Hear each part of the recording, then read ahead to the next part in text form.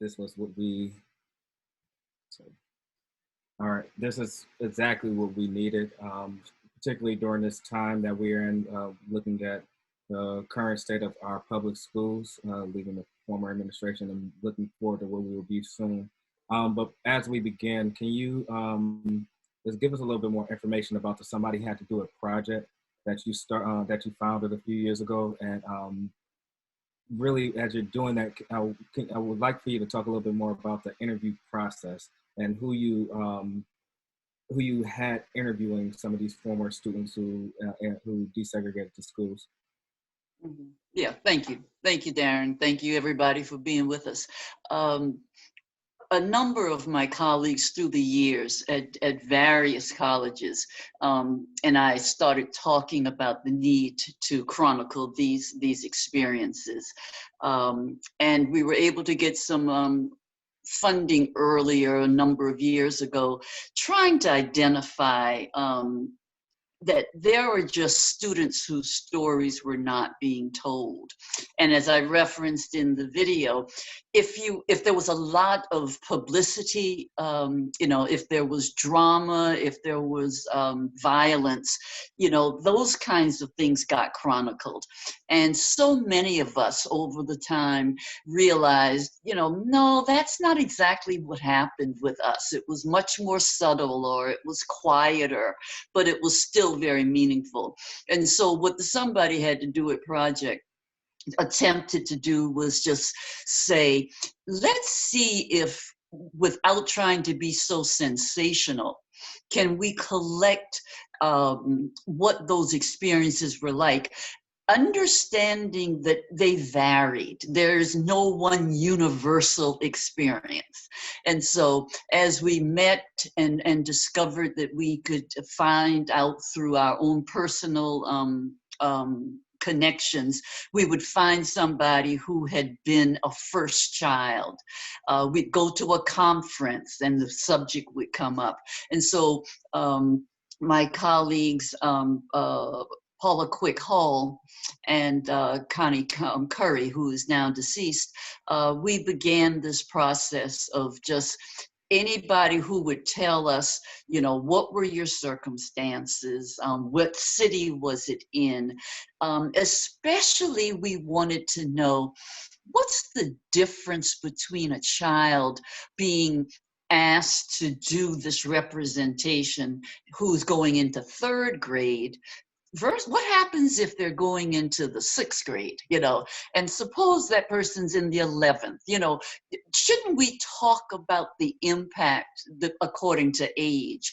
What about rural versus urban? We found that those were questions we thought needed asking as well.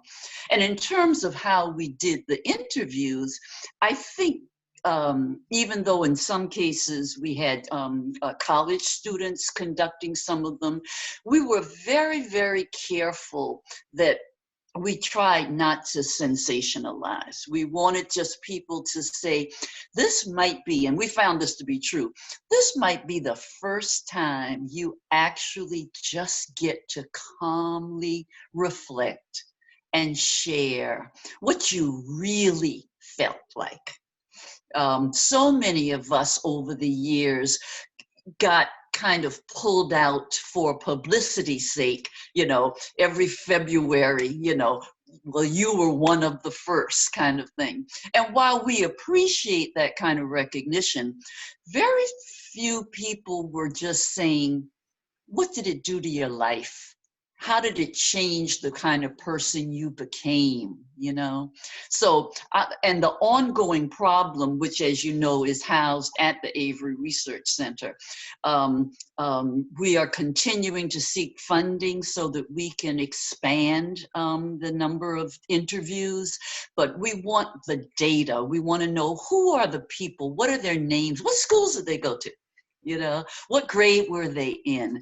I just think there's this greater archive that deserves to be collected, and we're going to just keep on working at that. And you actually alluded to this next question within the actual film.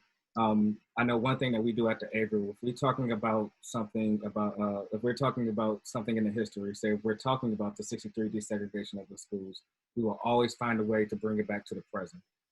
Yeah. What current injustices or disparities do you see that need to still be tackled that many people thought were covered and after we desegregated and everybody was kumbaya, but are still persistent today within CCSD? Well, I think many communities, certainly in the Charleston area, we've been seeing it, but this whole idea about what schools get closed down, Mm. you know, it's alarming to think about the historically Black schools that don't exist anymore, you know, and some of them that don't even teach the history of that school. You know, Henry P. Archer is not necessarily taught about in the same vein, understanding how important that school was. So I think the eliminating of mention is important. The erasing of our experiences from the historical record, I think, is a part of it. This idea that I think hopefully many of us on this meeting tonight will contemplate, this whole idea that if the majority of the students are Black, then something is amiss, you know? And so definitely we look at Burke High School today with all the wonderful facilities and rehabilitation that's been done. It is a virtually all Black school. Why? It's the only high school on the peninsula of Charleston. Something is stopping people from entering into a space that is numerically Black. And we've got to ask what that means. And unfortunately, there are many Black and brown and parents of color that also, maybe for lack of knowledge, but I think because of some of these stereotypes, don't think that people can have excellent education if it is same race, if that race is Black. You know, there are many concerns about what was in the past, what we thought we had corrected, and what's still going on. And I think the issue about teachers, and with so many young white teachers going into the classrooms these days, I feel for them. I feel that they operate out of good intentions a lot of times, but they too don't have the background that would make them understand and appreciate that we're not trying to get into whiteness as the salvation for the social ills that we're confronted with, you know, and we've got to keep saying that because people consider themselves not to be racist. You know, they don't knowingly support a white supremacist ideology, but in many ways, they think of those poor little Black kids as just not being as smart. You know, we challenge the parents. You know, we don't think that Black parents love their children the same way. You know, we're bound up in using as our model, as our norm, that which we have seen in predominantly white settings. And so that means if it doesn't manifest itself with these Black kids, then we come to a lot of judgment about what that means. So I'm saying it is not about returning to all Black schools. I continue to think that children being with other kids is still very important part of maturing, but we've got to watch that slippery slope that says, well, if there aren't any whites here, then it's not good. And I've come over the years to decide that I want good schools and I'd love for them to be mixed race if possible. But if it means walking away from our communities because we think our communities aren't good enough, then we've bought into something, maybe even unknowingly, but we've bought into a kind of a stereotype that is nothing but white supremacist. And we've got to see it when it happens. We got to challenge it when it happens. And we have to admit that we didn't do it deliberately, but we've been led down that pathway, largely because I think this history of Black excellence has just not been taught. Absolutely, absolutely. We're going to go ahead and get to one of the online submissions we have. Can Yeah, you sure. talk a little bit about the school equalization project in Charleston County schools and the impact on the speed or lack of progress in integrating the schools? I may not know enough to satisfy the person who answered that question. School equalization is it's vital. I just don't see it playing out. I see equalization being interpreted as let's grab some Black kids and get them into these other schools. I just think we're not necessarily asking all the right questions when these plans are coming about. There seems to still be an underlying fear that if there are too many people of the same race, then that quality of education can't be there. I'm not in the system, and so for the person asking that question, I want to be very careful. I'm reading the newspapers. I'm listening to Quality Education Project. I'm reading the efforts about charter schools as if that's the panacea, and getting kids out of bad settings and putting them and giving them opportunities in these better settings. And I'm just sort of saying, oh, wait, hold up. You know, I thought we were about making access equal, you know, and what are the creative ways that that can be done?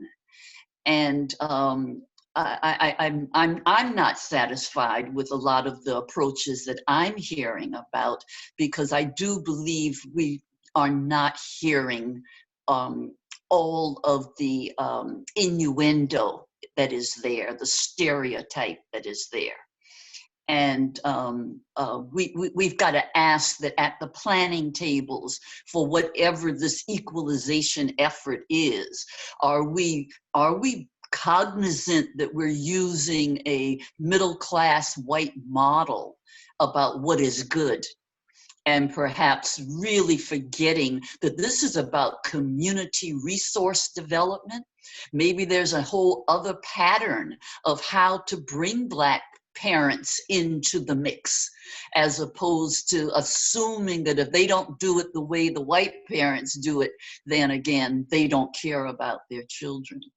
I just think that we're not always open to asking the full range. What do we mean by equity and equalization? Mhm. Yes, that's a major difference right there, equity and Yeah. equalization. And I think that actually gets to my next question regarding community input and listening to the community when a question arises or a concern arises from the community, and going from the constituent board, from the SIC to constituent board, all the way up to the committee of the whole. Over your years of being an educational activist or organizer or whatnot, you know, we have so many groups out here, particularly you have a group like the Quality Education Project or whatnot. They have raised concerns, and you have raised concerns to the committee of the whole, to the SIC, to constituent boards. How do you feel as if you have been heard? Have you been heard? And what do you feel we should do to continue to make noise on those levels? Well, Darren, it's really why the video was even produced, because of my own dissatisfaction, and certainly shared dissatisfaction for people all over the country, the state, and this county, is that there is something that we're not tackling about how to equalize opportunity. There is absolutely no question. And I think it goes back to these stereotypes. I remember a number of years ago making an appeal to how we must change attitudes. Again, people aren't maybe even deliberately doing or thinking, but they have this bad history that they've adopted and been taught. And I remember saying to Dr. Postlethwaite sometime, you know, here we are struggling with how do you deal with those students who are obviously college bound and going through this academic route, and we're also expanding two-year colleges and vocational, and how are we addressing that students need to feel valued whichever direction they may go, vocational, technical training not being seen as better than the strict academic route that leads to college education. And I remember saying Avery Institute right here in Charleston was a prime example. Many, many years ago, the students that went and took carpentry in one classroom in the Avery building would leave and then go to the second floor where they had Greek and Latin. Somewhere, the Black community, starting right in the aftermath of the Civil War, somehow the Black community found a way to honor the varying pathways. And I was asking of the school board, why don't we raise up that Avery example? You know, why don't we let's teach the city, let's teach the state that, you know, there were folks that kind of got it a long time ago, that we can't keep putting down the kids that decide they want to go into a vocational or technical route, you know, and not make them feel less than if they're not the ones that are going to be our doctors and our lawyers. Something there is about respecting work and respecting intellect. And we've got to send that message out. And I do believe that one of the things we have to address is why we have decided to put this added value only if children are taught to go in one direction.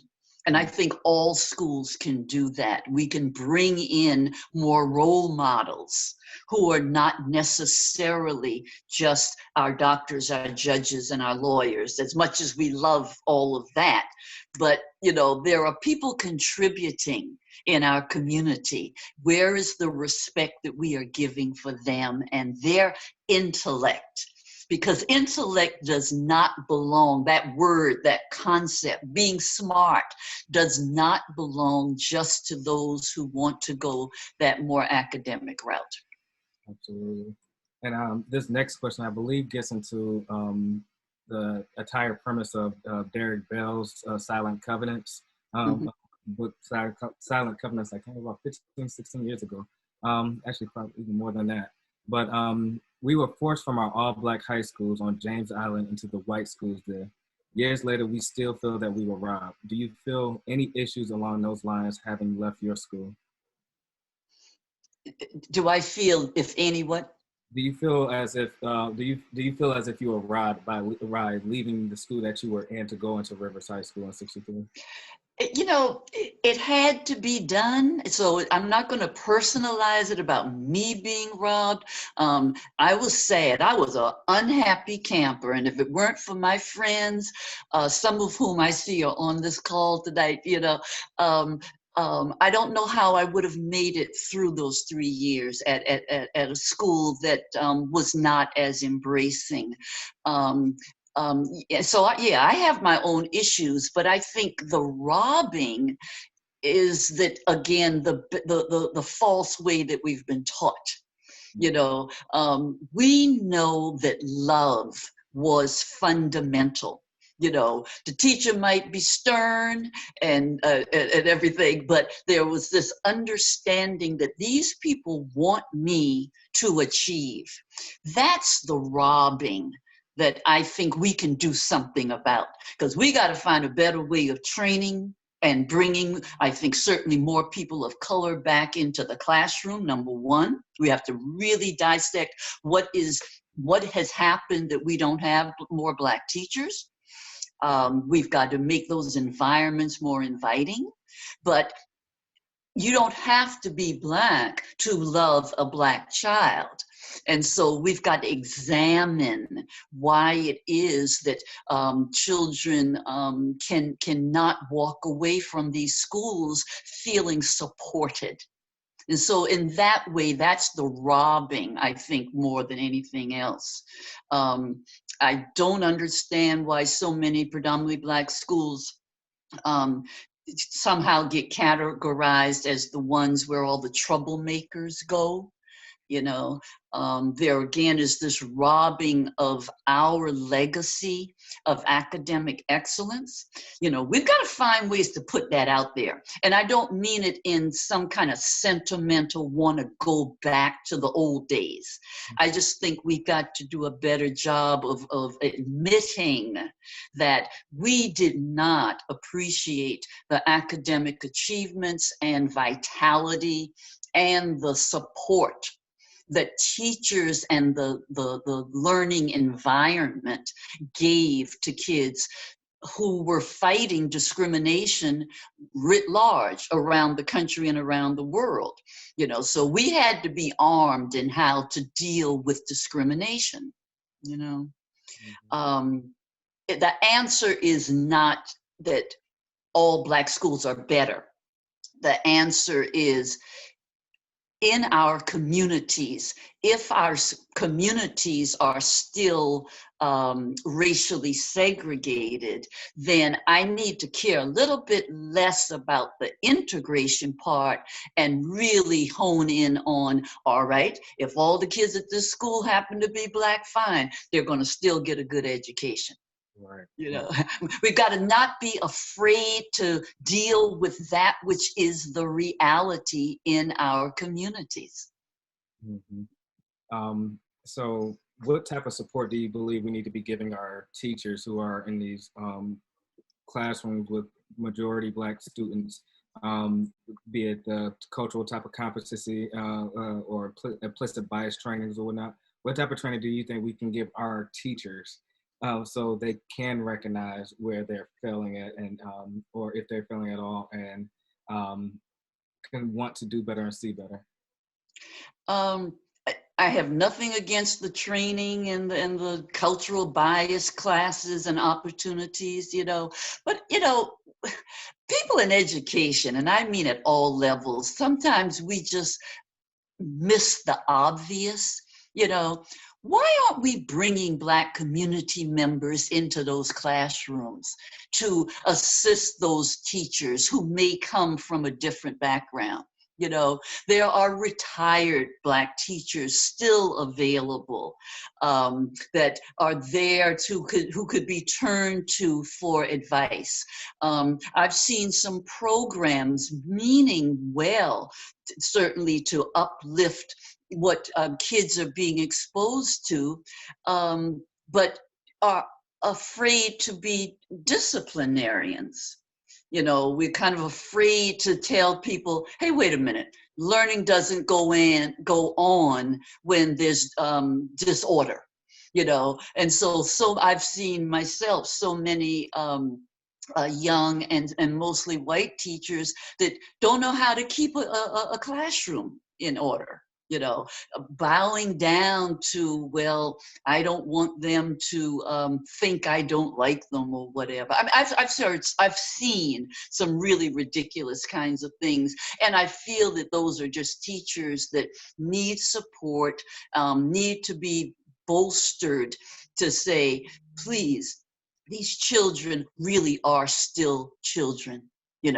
And if there is disorder, there will not be learning. So get your act together. If you don't know how to keep a class in order, turn to folks who do, because there are enough of us out here that will help you while you get over yourself, But, continued dialogue about are there these Black models? Where are the historical models? You know, ask these teachers or get them exposed to, did you know that when such and such a school was an all Black school, what happened to those graduates? Where did they go? You know, sometimes, again, it is just this not knowing what that Black experience was all about.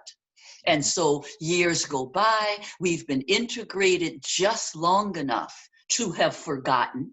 And so therefore, we're just riding blindly and buying into this inferiority thing. So that's where the history helps, and talking to people, bringing them into our classrooms. I know when my sister was the librarian over on Johns Island, you know, she was big on making certain that everybody, Black, white, brown, got to see who are these Black folks that are doing things, and let's learn about them. She was distraught when the library on Johns Island was at St. John's High was named for Mr. Esau Jenkins, and children on Johns Island didn't know who Mr. Esau Jenkins was. In just a couple of generations, we'd stopped teaching about our own community leaders, you know? And so I know it's a kind of long-winded answer, but I just think let's be creative, let's be humble, recognize that help is right around us at all times, and the teachers aren't expected to know it all. But we need to humble ourselves and our institutions, our boards of directors, our school boards. You know, we don't ask you to know it all. You know, there are many of us that have the experience of having grown up Black that really could lend some ideas to your playlist, if you will. Yeah. All right. And we have time for about one more question, but I'm going to take two questions that I see and merge them together. So if you had a chance to ask or request of the board and the superintendent of one thing to make our schools the equitable center that you believe we can be, what would that be? As well as where do we go from here? Yeah, big questions. I don't know that I have all the answers, but I do know, I think all of us must demand that, you know, stop this idea that because somebody is poor, that somehow relegates them to some whole other thing. They may have different experiences which we need to address, but we have to just commit ourselves that we don't see people's poverty before we see their strengths and the strengths of the communities from which they come. We might have to come up with different approaches, you know, but we've got to really hammer down on the idea that poverty is not what the sin is. Our sin is not expecting high expectations of all students, and making sure that we have curricula in place that is broad enough. We understand if someone comes from a home that is not as privileged, they will come with certain kinds of strengths. We understand that. Let's identify what those strengths are and figure out how we can offer them, whether that's after-school programs, Saturday schools, if it's summer enrichment programs. These things have worked forever. And we need to strengthen them and understand them, but not with the mindset of, oh, these poor little kids, they don't have anything. You know, we have to decide what is quality. And if we want to give it to a certain set of kids, then we got to figure out a way that we're going to make it available to the largest set of kids.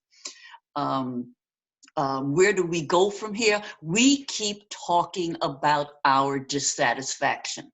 I don't want to take a half dozen really sharp Black kids, get them into a charter school and say, see, we have saved some Black kids. No, that's not the answer. I will tell you that it's almost funny, but I went to an all-Black junior high school here in Charleston back in the early 60s. And because the state of South Carolina did not want to integrate schools, they found a way to pipe in through what is now known as ETV.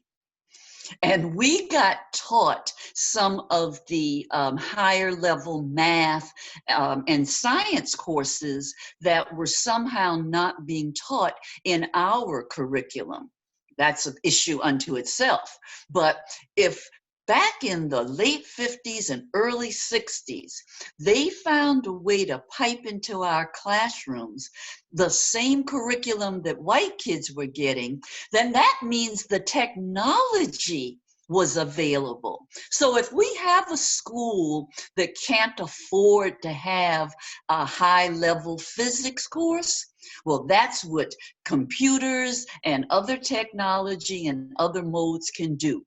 We can, in fact, equalize what is offered to students. We really can.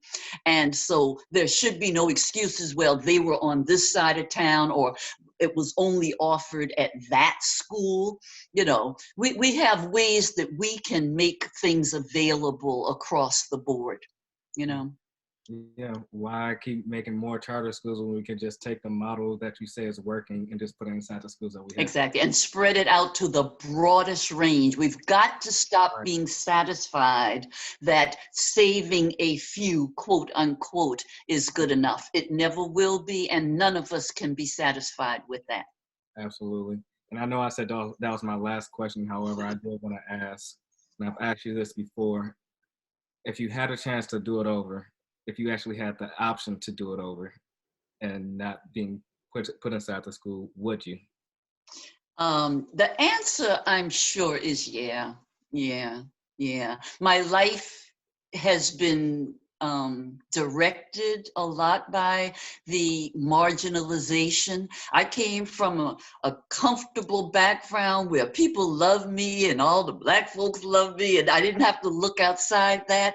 Well, I got ready for the real world by going to Rivers.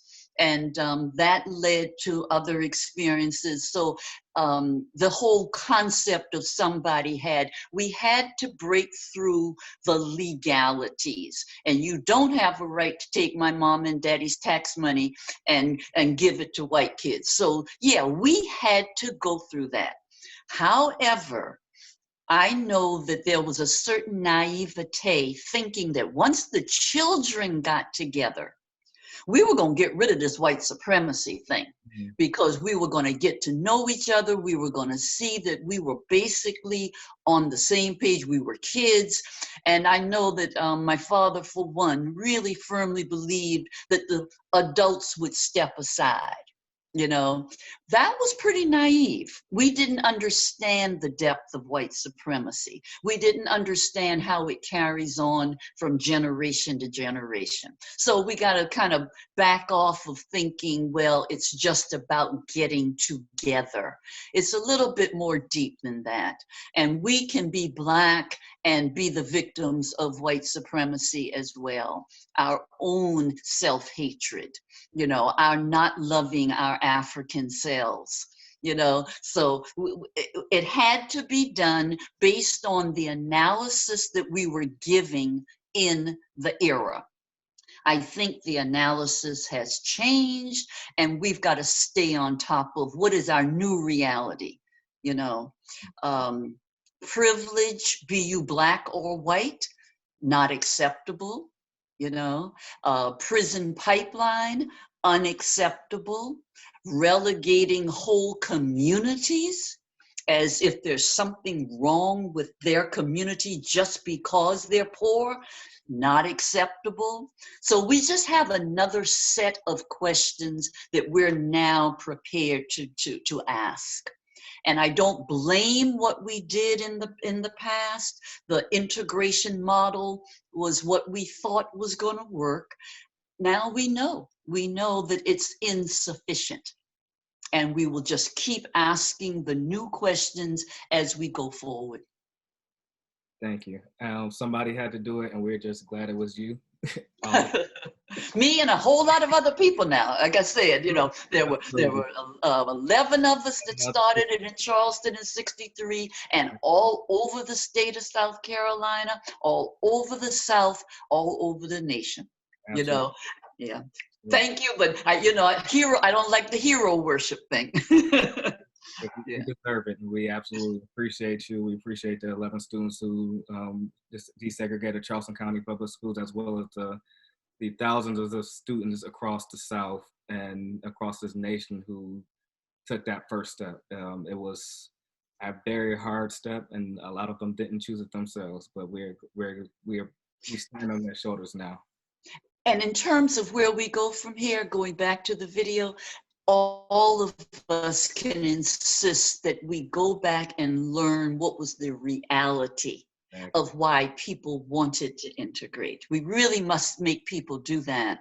And we've got to talk about it in terms of not just as a political phenomenon, but we've got to talk about it in terms of when you use children to change attitudes, you've got to really care about the impact that it had on them, because they are, in fact, children. Absolutely. So again, thank you. I really do appreciate this. Thank you, everybody. And again, everyone, thank you for coming out to the Avery Digital Classroom. Even when we do open it back up, we will have a way to interact virtually as well as in person. But as of right now, we're still virtual, and this is the way we will be interacting. We tried different platforms. I think we're going to settle on this one. So again, Millicent, we really do appreciate you. We have more programs coming up soon. You can check our Facebook, our website, or any of our social medias for that information.